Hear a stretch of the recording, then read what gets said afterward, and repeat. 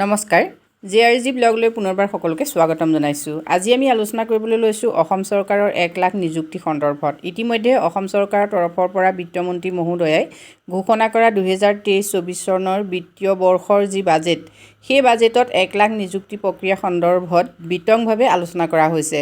এতিয়া এই 1 লাখ নিযুক্তি কি বিভাগত দিয়া হ'ব আৰু কোনটো বিভাগত কিমান পদ খালী আছে সেই সম্পৰ্কে যিহেতু বাজেটত ঘোষণা কৰা হৈছে, লগতে সেই নিৰ্দিষ্ট বিভাগসমূহত নিযুক্তি প্ৰক্ৰিয়া যে দ্ৰুতগতিত আৰম্ভ হ'ব সেই কথাও বিত্তমন্ত্ৰী মহোদয়ে ঘোষণা কৰিছে।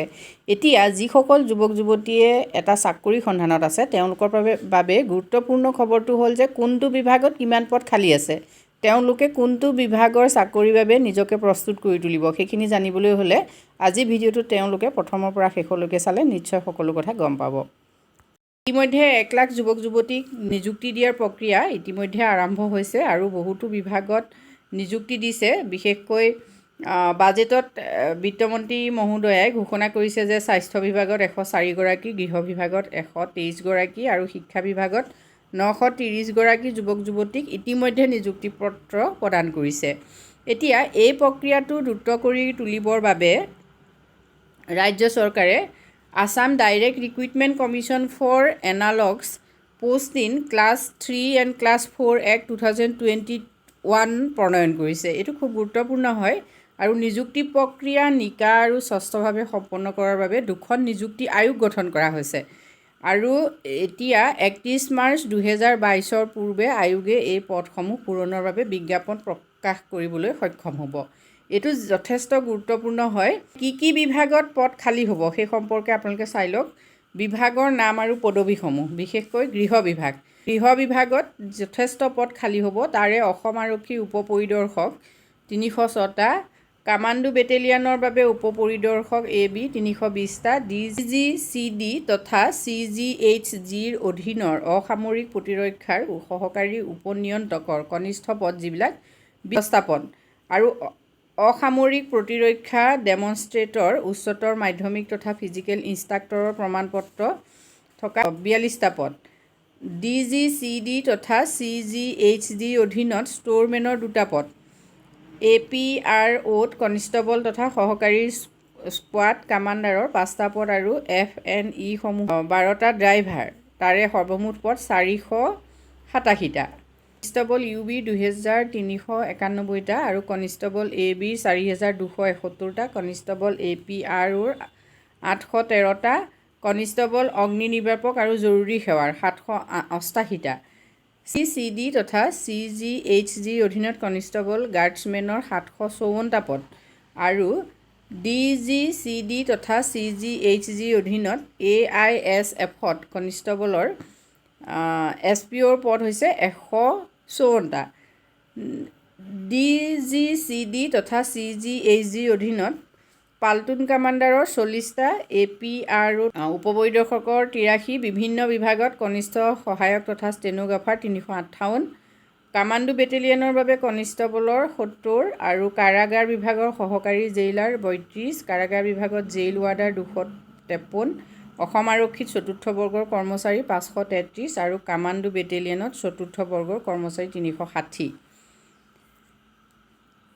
DGCD তথা CGHGৰ অধীনত হাবিলদাৰৰ 2টা, ফিজিঅ'থেৰাপিৰ 1টা, নিযুক্তিৰ বাবে PSTN PETত 705টা, কনিষ্টেবল ABত 1429টা, PST তথা PET কনিষ্টেবলত আছে 2450টা পদ। অৰ্থাৎ গৃহ বিভাগতে সৰ্বমুঠ পদ আছে 16654টা। এতিয়া এই পদসমূহৰ বাবে যিসকলে আবেদন কৰিম বুলি এতিয়াৰ পৰা ভাবিছে তেওঁলোকে প্ৰস্তুতি অব্যাহত ৰাখিব পাৰে। নেক্সট আহিলে প্ৰাথমিক শিক্ষা বিভাগ। প্ৰাথমিক শিক্ষা বিভাগত কিমান পদ নিযুক্তি দিব আপোনালোকে চাওক। ইয়াত 10,000 পদত নিযুক্তি প্ৰদান কৰা হ'ব বুলি ইতিমধ্যে বাজেটত কোৱা হৈছে আৰু নিম্ন প্ৰাথমিক বিদ্যালয়ত সহকাৰী শিক্ষকৰ 7,242টা পদ, উচ্চ প্ৰাথমিক বিদ্যালয়ত সহকাৰী শিক্ষক 1,719টা পদ আৰু উচ্চ মাধ্যমিক বিদ্যালয়ত বিজ্ঞান শিক্ষকৰ 307, উচ্চ মাধ্যমিক বিদ্যালয়ত অসমীয়া ভাষা শিক্ষক 60, উচ্চ প্ৰাথমিক বিদ্যালয়ত মণিপুৰী ভাষা শিক্ষক 26, উচ্চ প্ৰাথমিক বিদ্যালয়ত হিন্দী শিক্ষক 646, সৰ্বমুঠ হ'ল 10,000। নেক্সট কাৰিকৰী শিক্ষা বিভাগত কিমান পদ খালী আছে চাওক। অভিযান্ত্ৰিক মহাবিদ্যালয়ত সহকাৰী অধ্যাপক কাৰিকৰী আৰু অনা কাৰিকৰী 103টা, অভিযান্ত্ৰিক মহাবিদ্যালয়ত কৰ্মশালা অধীক্ষক 6টা, গ্ৰন্থগাৰী 12টা, প্ৰশিক্ষণ আৰু নিয়োগ বিষয়া 2, ছিষ্টেম এনালিষ্ট 2, প্ৰবক্তা কাৰিকৰী অনা কাৰিকৰী 131 আৰু পলিটেকনিক আৰু অভিযান্ত্ৰিক মহাবিদ্যালয়ত জ্যেষ্ঠ নিৰ্দেশক 40। সৰ্বমুঠ পদ আছে 296টা। SCERT সঞ্চালকালয় প্ৰবক্তাৰ পদ আছে ইয়াত 128, কাৰ্যসূচী আৰু স্ক্ৰিপ্ট ৰাইটাৰৰ 2টা পদ। তৃতীয় বৰ্গৰ 55টা, চতুৰ্থ বৰ্গৰ 94টা, সৰ্বমুঠ পদ আছে 279টা। মাধ্যমিক শিক্ষাত আছে, মাধ্যমিক শিক্ষাত শিক্ষকৰ 9360 আৰু তৃতীয় বৰ্গৰ 1318, চতুৰ্থ বৰ্গৰ 2890। সৰ্বমুঠ পদ আছে 13568টা।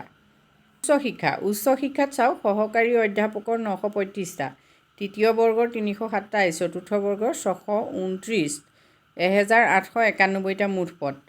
শিক্ষা সকলো বিভাগ আৰু সঞ্চালকালয় এই সকলো সামৰি পেলাই শিক্ষা বিভাগতে পদ আছে কিমান? 26,034টা। নেক্সট স্বাস্থ্য বিভাগ। স্বাস্থ্য বিভাগত ইতিমধ্যে বহুতো পদ খালী হৈছে বা ৰিক্ৰুইটমেণ্ট ঘোষণা কৰা হৈছে, বহুতোৱে প্ৰস্তুতি চলাই আছে আৰু নতুনকৈ ইয়াত কিছুমান পদ ওলাব। সেয়া হ'ল ষ্টাফ নাৰ্ছ, ক্ৰিটিকেল কেয়াৰ, ইয়াত আহিব 1024টা পদ। ষ্টাফ নাৰ্ছৰ 498, তৃতীয় বৰ্গৰ কৰ্মচাৰী অনা কাৰিকৰীৰ 225, তৃতীয় বৰ্গৰ কৰ্মচাৰী কাৰিকৰীৰ 158, চতুৰ্থ বৰ্গৰ কৰ্মচাৰী 188 আৰু সৰ্বমুঠ হ'ল 2093টা।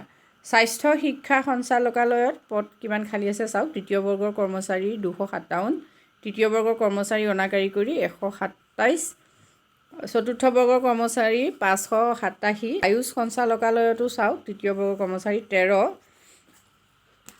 চতুৰ্থ বৰ্গৰ কৰ্মচাৰী 43। স্বাস্থ্য সেৱা সঞ্চালকালয়ত তৃতীয় বৰ্গৰ কৰ্মচাৰী কাৰিকৰী 907টা আৰু তৃতীয় বৰ্গৰ কৰ্মচাৰী অনা কাৰিকৰী 621টা। চতুৰ্থ বৰ্গৰ কৰ্মচাৰী 1192টা।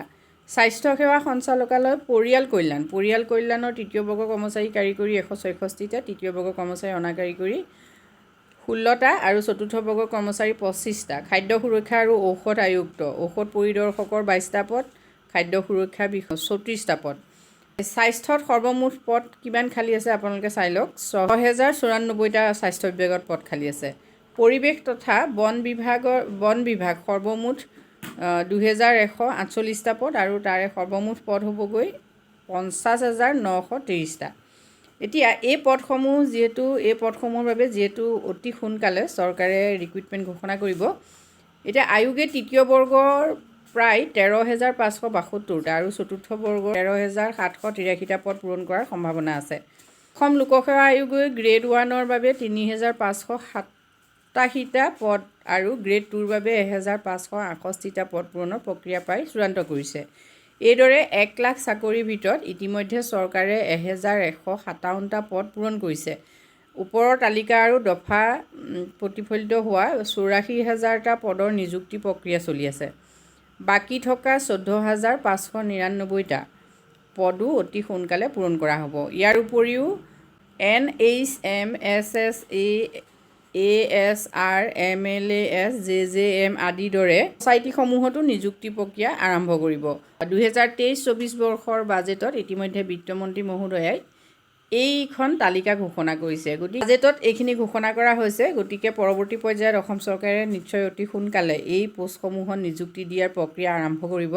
গতিকে যিসকলে ইতিমধ্যে চাকৰি সন্ধানত আছে তেওঁলোকৰ বাবে নিশ্চয় ভাল খবৰ হ'ব। আৰু ইতিমধ্যে মুখ্যমন্ত্ৰী মহোদয়ে তেওঁ বিভিন্ন ভাষণত 1 লাখ চাকৰি নিযুক্তি দিয়াৰ ক্ষেত্ৰত সম্পূৰ্ণ দৃঢ়ভাৱে প্ৰতিশ্ৰুতি প্ৰদান কৰি আছে।